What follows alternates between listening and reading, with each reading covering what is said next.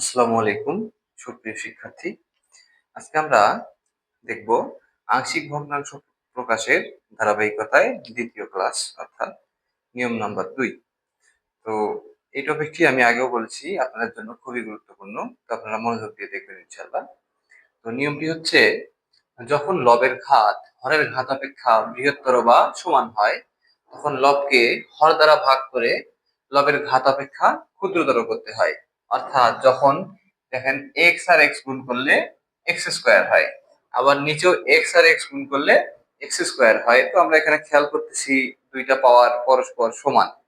তো অনেক সময় হইতে পারতো যে লবের পাওয়ারটাই বেশি, অর্থাৎ উপরে এক্স কিউব আছে নিচে এক্স স্কোয়ার। তো সেই ক্ষেত্রে আমরা কি করব, তো সেটা আমরা দেখি। মনে করি আগের নিয়মের ভিতর মতো এটাকে একটা অভেদ ধরে নিতে হবে, সেটি এভাবে x minus one x minus five divided by x minus two x minus four. তো এখানে আমরা যদি এক্স দেখি, এক্স এক্স গুণ করলে উপরে আসতেছে এক্স স্কোয়ার এবং এক্স এক্স গুণ করলে নিচে আসতেছে এক্স স্কোয়ার। যদি এমনটা হতো এখানে টু আছে, তখন এক্স আর টু এক্স গুণ করে হচ্ছে টু এক্স স্কোয়ার। অথবা যদি নিচে এরকম টু থাকতো তখন এক্স এক্স গুণ করে নিচে হতো টু এক্স স্কোয়ার। সেই ক্ষেত্রে আমরা কি করব, তো তিনটি ক্ষেত্রে আমরা দেখতেছি।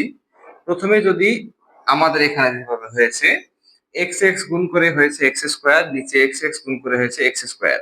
তো এক্স স্কোয়ারকে এক্স স্কোয়ার দ্বারা ভাগ করলে আমরা পাচ্ছি কত, ওয়ান। যদি এমনটা হতো গুণ করে এখানে টু এক্স স্কোয়ার হয়েছে, তখন এক দ্বারা দুইকে ভাগ করে পাবো কত, দুই।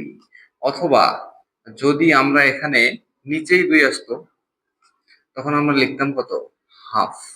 ঠিক আছে, তাহলে আমরা খেয়াল করব যে উপরে গুণ করার ফলে এক্স স্কোয়ারের সহগ অথবা এক্স এর সর্বোচ্চ ঘাতের সহগ এবং নিচে গুণ করার ফলে এক্স এর সর্বোচ্চ ঘাতের সহগের অনুপাত, তাকে আমরা শুরুতে এখানে লিখব।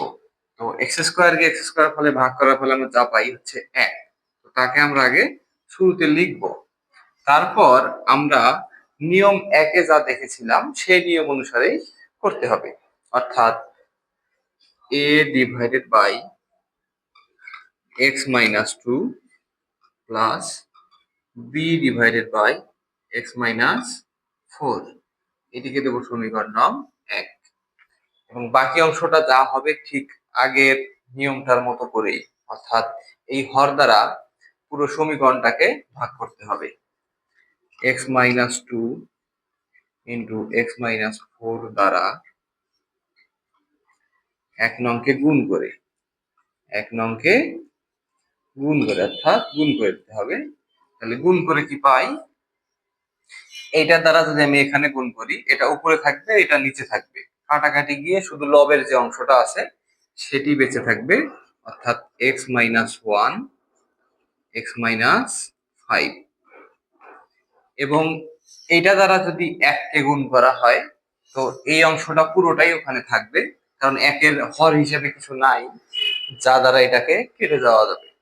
অর্থাৎ এখানে শুধু থাকবে হচ্ছে x minus two x minus four plus এই অংশ দ্বারা যদি এটাকে গুণ করা হয় তখন এক্স মাইনাস টু কেটে যাবে, শুধু থাকবে কে, এক্স মাইনাস ফোর।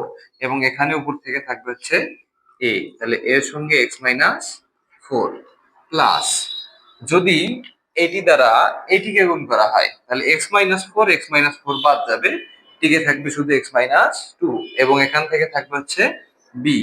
তাহলে B into x minus two, এটিকে আমরা দেব সমীকরণ নং 2। আবার আগের মতো এই হরে যা পাচ্ছি আমরা তাকে আমাদের সমান সমান শূন্য হিসেবে চিন্তা করতে হবে। তাহলে এক্স মাইনাস টু ইকুয়াল যদি জিরো হয় তাহলে মাইনাস টু পাশে গেলে প্লাস টু, আবার এক্স মাইনাস ফোর ইকুয়াল যদি জিরো হয় মাইনাস ফোর পাশে গেলে প্লাস ফোর। তাহলে এক্স এর মান আমরা পাইলাম দুইটা, একটা হচ্ছে দুই একটা চার। তাহলে 2 নং সমীকরণে আমরা যথাক্রমে এক্স এর মান 2 ও 4 বসিয়ে দেখি। তাহলে 2 নং সমীকরণে এর মান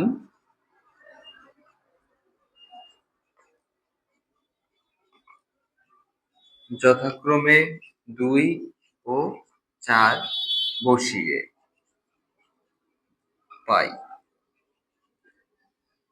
তাহলে আমরা এখন খেয়াল করি, যদি শুরুতে আমরা 2 বসাই, 2 থেকে 1 বিয়োগ করলে 1, এবং 2 থেকে 5 বিয়োগ করলে -3 ইকুয়ালস টু, এখানে 2 বসাইলে এটা শূন্য, পুরো অংশটাই শূন্য, এটাকে আমরা লিখবো না। 2 থেকে 4 বিয়োগ করলে -2, -2 দ্বারা একে গুণ করলে -2a, এবং এখানে 2 বসিয়ে দিলে এটা হবে শূন্য, শূন্য দ্বারা b কে গুণ করলে হচ্ছে শূন্য। তাহলে আমরা এখানে পাচ্ছি 1 দ্বারা -3 কে গুণ করে -3, এই পাশে পাচ্ছি -2a। তাহলে মাইনাস মাইনাস 2 পাশ থেকে চলে গেলে 2a সমান পাচ্ছি 3। তাহলে 2 গুণ অবস্থায় আছে, পাশে গেলে হবে ভাগ, অর্থাৎ 3/2। এটা পাইলাম আমরা হচ্ছে এর মান। এখন আমরা x এর মান 4 বসাবো। তাহলে x এর মান যদি 4 বসাই, 4 থেকে 1 বিয়োগ করলে হয় 3, এবং 4 থেকে 5 বিয়োগ করলে হয় -1,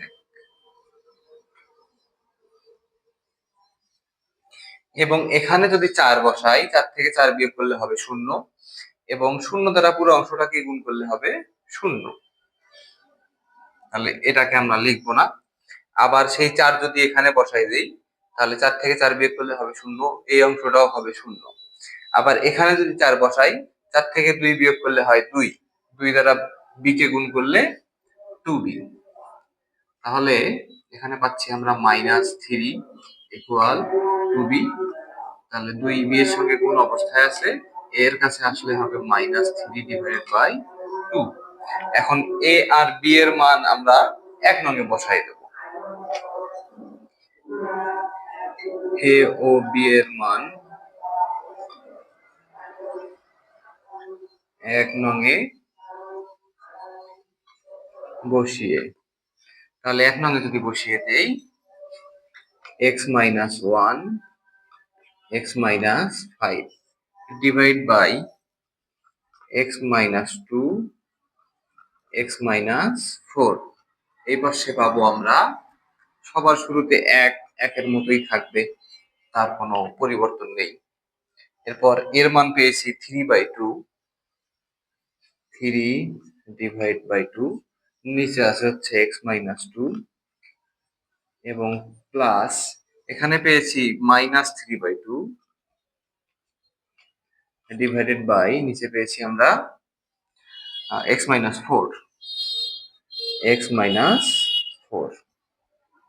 তাহলে এই অংশটিকে আমরা এখন একটু লিখতে পারি, 1, 1 এর মতোই থাকলো। 2 যেহেতু হর হিসেবে আছে, তার এটা উপর থেকে নিচে নেমে আসবে, 2 into x - 2, এবং মাইনাস প্লাসে মাইনাস, 2টা নিচে নেমে এসে হবে 3/2 into x - 4। ইহাই নির্ণেয় আংশিক ভগ্নাংশ।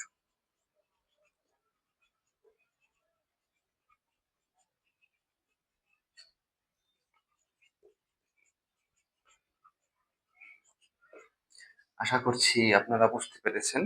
যদি কোনো সমস্যা থেকে থাকে, ভিডিওটিকে পুনরায় আরেকবার দেখুন, দেখলে ইনশাল্লাহ আপনারা পারবেন। এবং একই নিয়মে আমরা এই 2 নং নিয়মে উদাহরণ 25 এর পর আমরা দেখতে পারবো উদাহরণ 26, এবং অনুশীলনীতেও কিছু অঙ্ক আছে। কাজের একটা বক্স আছে আপনাদের অনুশীলনীর শুরুতেই দেখবেন, সেই কাজেও ওখানে আপনাকে আংশিক ভগ্নাংশে প্রকাশ করতে বলা হয়েছে, সেখানেও আপনি এরকমের নিয়ম পাবেন। আপনারা অতিরিক্ত প্র্যাকটিসের জন্য ওখান থেকে নিয়মগুলো বারবার প্র্যাকটিস করতে পারেন। তো আমরা 2টো নিয়ম দেখেছি, আমাদের আর 3টি নিয়ম বাকি আছে। তো এই 5টি নিয়ম যদি আপনি খুব ভালোভাবে দেখেন, 5টি নিয়ম থেকে একটি অঙ্ক, অর্থাৎ 4 মার্কের জন্য একটি প্রশ্ন আপনারা পাবেন।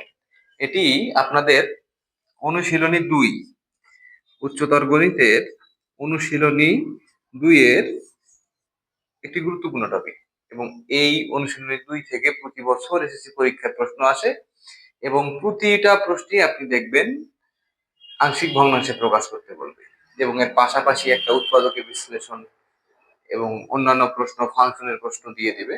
তো আমরা পর্যায়ক্রমে বাকি টপিকগুলো শেষ করব। আগে হচ্ছে আমরা এই 3টা নিয়ম দেখব, দেখার পর এই দ্বিতীয় অধ্যায়ের বাকি যে টপিকগুলো থাকে আমরা সেগুলো পর্যায়ক্রমে দেখব। আমাদের সাথেই থাকবেন ইনশাল্লাহ। আর যদি বুঝতে কোনো অসুবিধা হয়ে থাকে বা পরবর্তী অঙ্কগুলা করতে কোনো অসুবিধা হয়ে থাকে তো আমাদের কমেন্টস করে জানাবেন, আমরা সেগুলো আপনাদের সংশোধন করার চেষ্টা করব ইনশাল্লাহ। ভালো থাকবেন। আসসালামু আলাইকুম।